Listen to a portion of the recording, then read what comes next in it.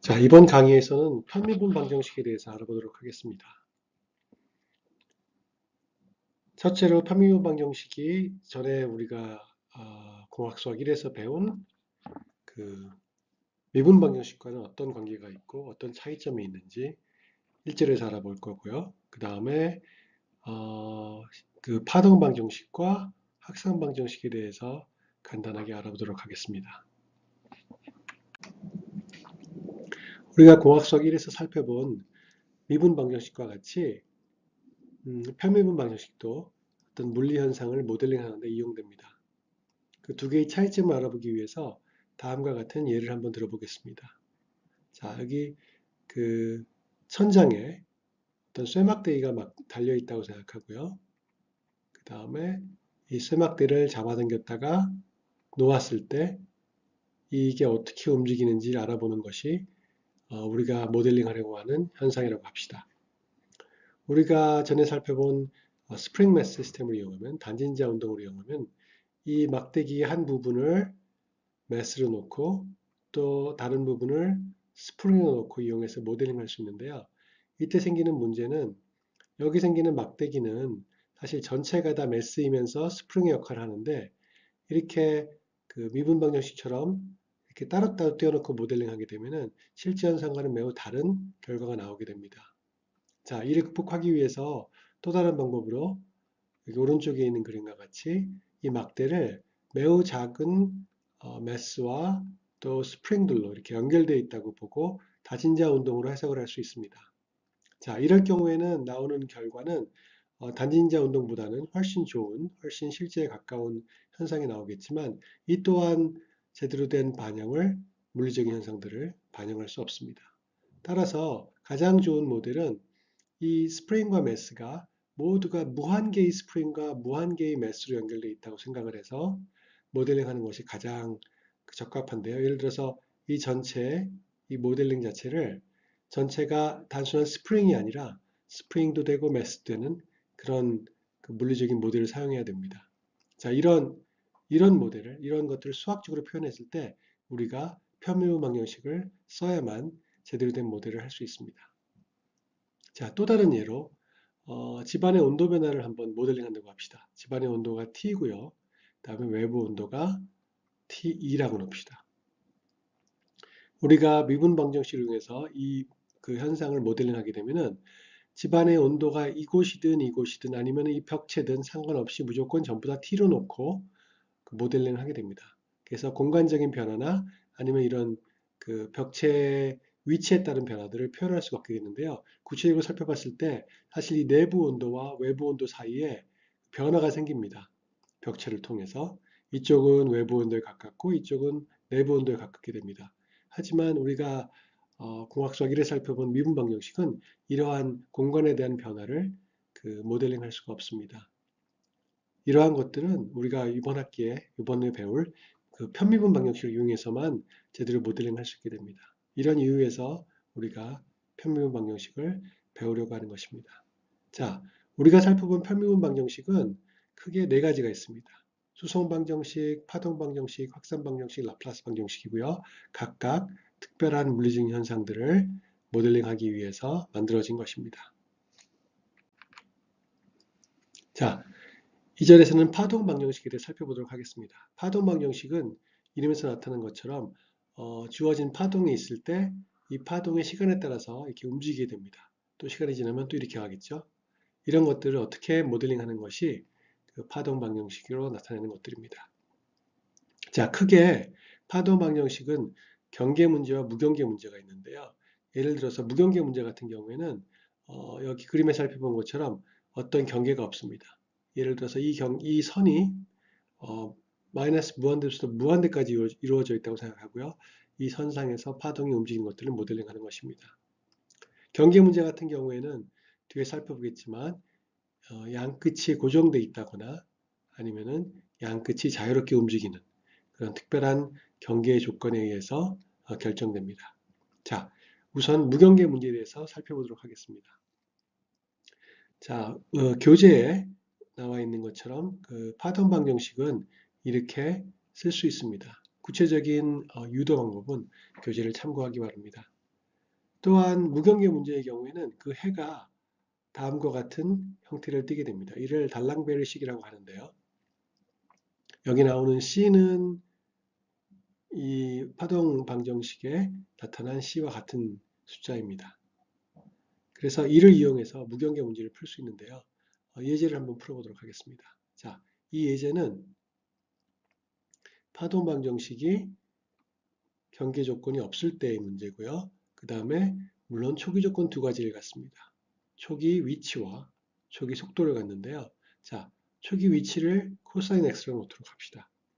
자, 그러면 이 그림에서 지금 이렇게 보라색으로 나와 있는 부분, 이 부분이 t가 0일 때의 위치가 되겠습니다. 따라서 선이 어떤 줄이 이런 형태로 지금 늘어나 있다고 봅시다. t가 0에서. 그리고 시작하게 되면은 이 줄이 움직이겠죠. 자, 그러면 달랑베르의 해를 이용하면 다음과 같이 해를 구할 수 있습니다. 여기서 그 싸이가 지금 초기 속도고요. 이 파이는 초기 변입니다. 따라서 초기 속도가 0이기 때문에 이 텀은 지금 없습니다. 이 문제에서는 결국 첫 번째 텀만 고려하면 됩니다.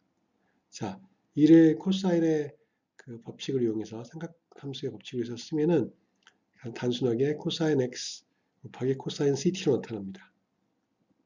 그래서 이를 그림 그려보면은 이 그림사와 같은데요.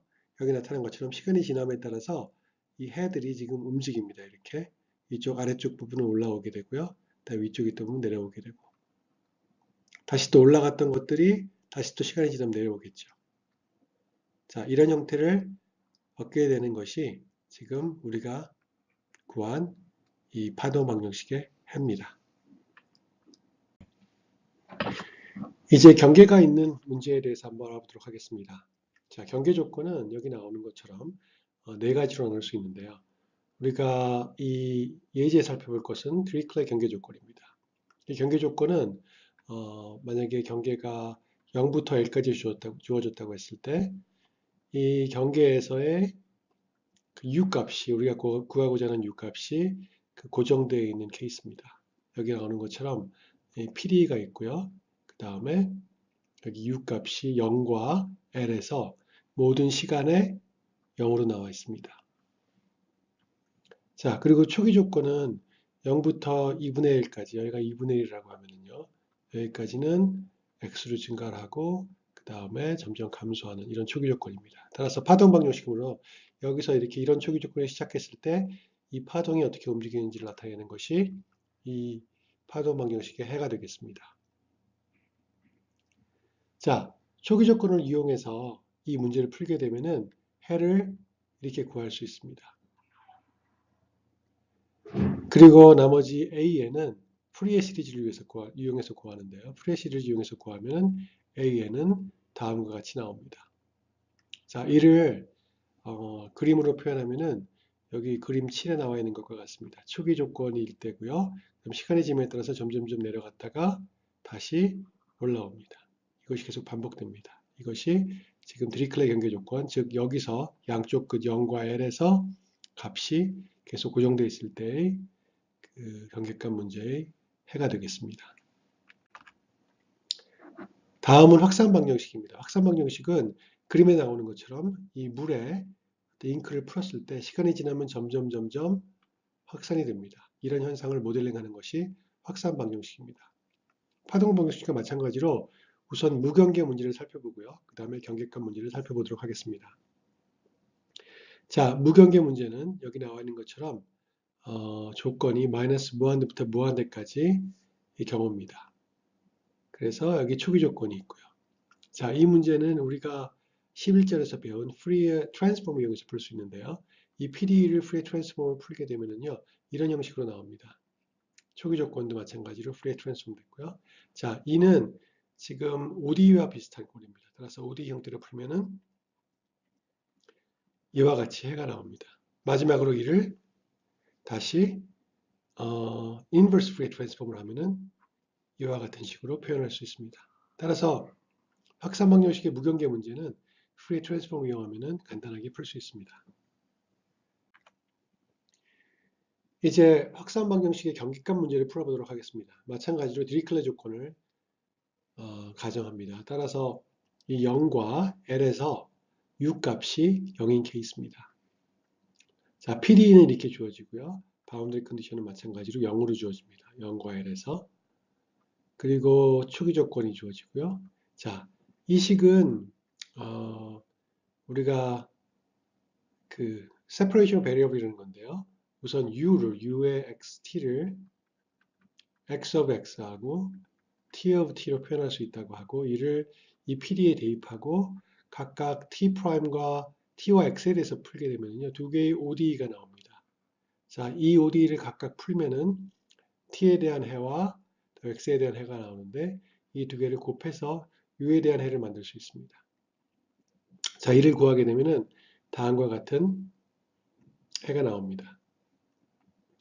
여기서 초기 조건 또한 우리가 그 프레 시리즈를 이용해서 표현할 수 있고요. 이 경우는 지금 t가 0일 때입니다. 그 다음에 이 an 값은 우리가 전에 배운 프리의 계수를 이용해서 구할 수 있습니다. 따라서 이 u와 초기 조건을 이용하여 여기 나와 있는 a를 구하면은 여기 나와 있는 그 확산 방정식 경계값 문제의 해를 구할 수 있게 됩니다. 자, 이제 연습 문제입니다. 연습 문제 중에서 전장과 마찬가지로 이런 세이지를 이용해서 푸는 문제들은 이 코드를 이용해서 도움을 얻을 수 있습니다. 자, 우리가 12장에서 편미분 방정식이 무엇인지, 전에 배운 미분 방정식과 어떤 차이가 있는지에 대해서 알아봤고요.